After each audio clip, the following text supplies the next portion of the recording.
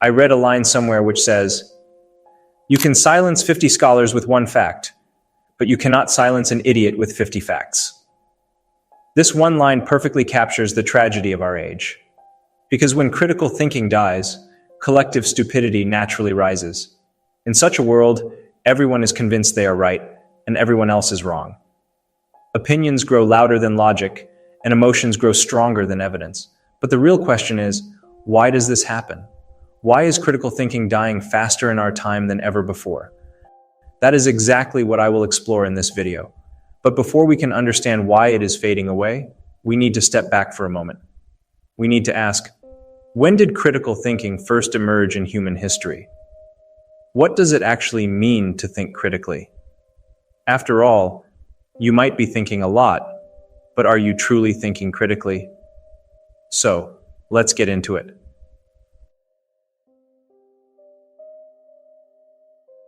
Critical thinking is more than just thinking a lot. It is the disciplined habit of questioning assumptions, seeking evidence, and applying reason before accepting any belief. In simple words, it is the art of not being fooled by others or by your own mind. Its roots stretch back over 2,500 years to ancient Greece. The philosopher Socrates pioneered a method of probing dialogue now known as the Socratic method.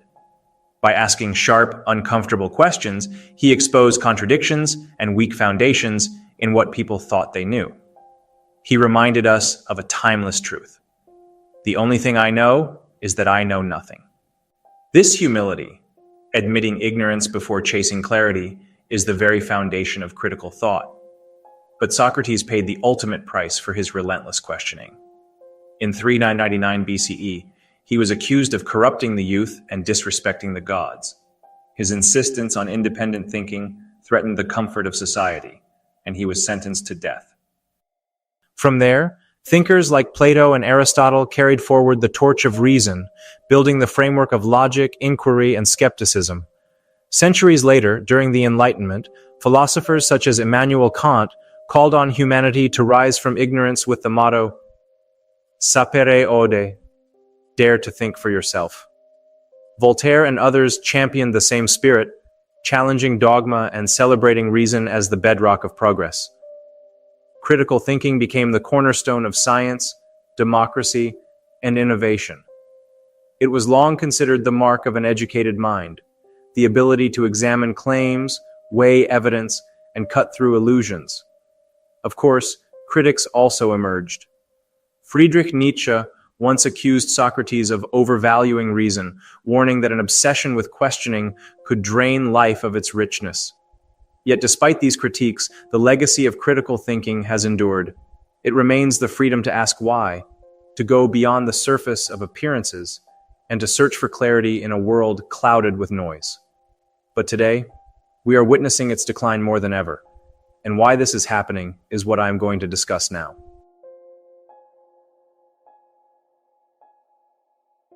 We live in an age where every answer is just one click away. At first glance, this feels empowering. We have the wisdom of the world in our pockets. But the reality is far darker. We are drowning in information, and the human brain was never built to process this flood. Psychologists call it information overload, when data bombards us faster than we can reflect, forcing us to take mental shortcuts. Think about it. If someone asks you to calculate 56 plus 87, do you pause and work it out, or do you instantly reach for your phone? Most of us choose the shortcut. Every detail of life has become Googleable, and while that makes life easier, it also trains us to offload our thinking onto machines. Over time, we forget how to reason deeply because we've stopped practicing it.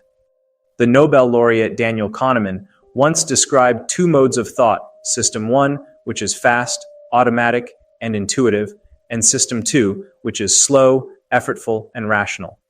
Critical thinking lives in System 2. It is the part of us that questions, analyzes, and doubts. But here's the problem. When apps, calculators, and AI do the hard work for us, System 2 is left idle. Like a muscle that is never exercised, our deeper reasoning begins to atrophy. This is why many people today remember not the answer itself, but only where to find it. Studies even show that constant reliance on search engines makes us less likely to commit knowledge to memory.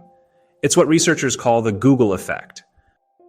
We outsource our intelligence, skimming headlines and trusting the first popular result. The result? Mental laziness. Our world moves so fast that we don't stop to reflect. We prefer instant headlines over complex reasoning, sound bites over analysis, intuition over scrutiny. The Socratic method of questioning, asking why and refusing to accept easy answers, has been replaced by a culture of Google it and forget it. Information overload has given us the illusion of knowledge but stripped away the discipline of thought. And in that silence, critical thinking quietly dies. Information overload may dull our minds, but something even more dangerous follows: the comfort of only hearing what we already believe. And this is what I am going to discuss now.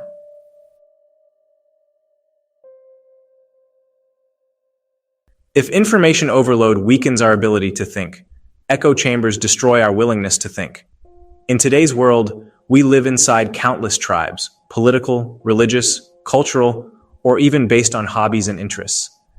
Human beings naturally seek out people who agree with them, but technology has magnified this instinct to dangerous levels. Social media algorithms now track every click, like, and comment, then feed us content that matches our past beliefs. The result? We end up surrounded by opinions that sound just like our own. This is the echo chamber, a place where we only hear our own voices echoed back at us. If you believe A, you will rarely encounter a strong case for not A. Over time, the mind gets lazy. It accepts whatever confirms its worldview and dismisses the rest as fake, biased, or stupid. This is confirmation bias, the mental shortcut that prefers comfort over challenge. And in an age of endless digital tribes, almost everyone is trapped in one. What's worse, echo chambers are not just found in conspiracy groups or fanatical cults. Even skeptics, atheists, and self-proclaimed rationalists can form closed circles where their assumptions are never questioned. When the group's opinion feels safe, our deeper reasoning, our system too, goes silent. Instead of questioning, we conform. The effect is groupthink. Each tribe convinces itself that we alone have the truth, while outsiders are branded as blind, foolish, or even evil. Echo chambers breed blind spots. People stop asking, "Why do I believe this?" and instead say, "This is just what we believe." Honest questions start to feel like betrayal. The result is a society where dogma replaces dialogue and loyalty to the tribe matters more than loyalty to truth. This is the exact opposite of the Socratic spirit, the courage to seek truth over comfort, even when it hurts. If information overload weakens the mind and echo chambers trap it, then sensationalism manipulates it. Modern media, whether it's news outlets, social feeds, or influencers, has mastered the art of drama. They know one thing very well: outrage sells. Attention is currency, and nothing grabs attention faster than exaggeration. Headlines are designed not to inform, but to provoke. Stories are often framed in the most shocking way possible. "You won't believe this," or "The world is ending if you don't act now."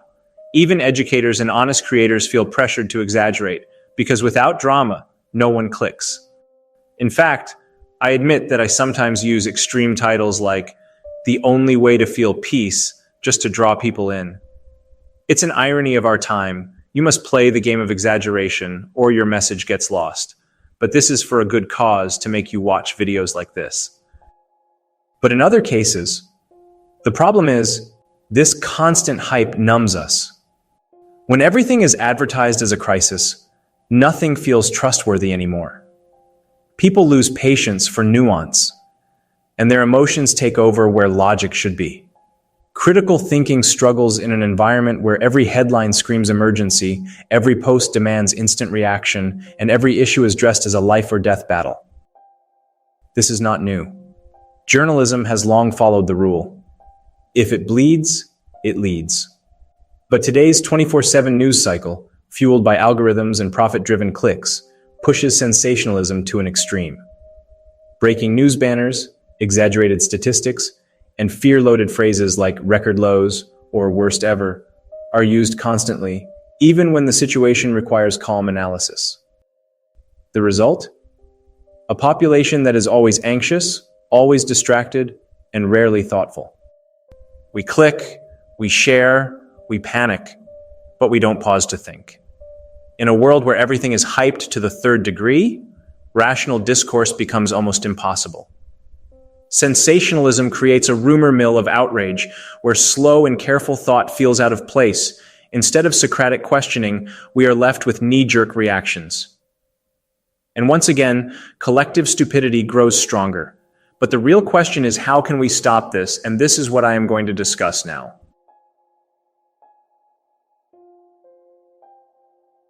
Encourage curiosity. Curiosity is the antidote to mental laziness.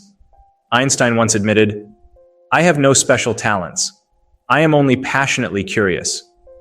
Curious people don't stop at the first answer. They ask why again and again. Before accepting any claim, pause and ask yourself, what is the evidence? How do I know this?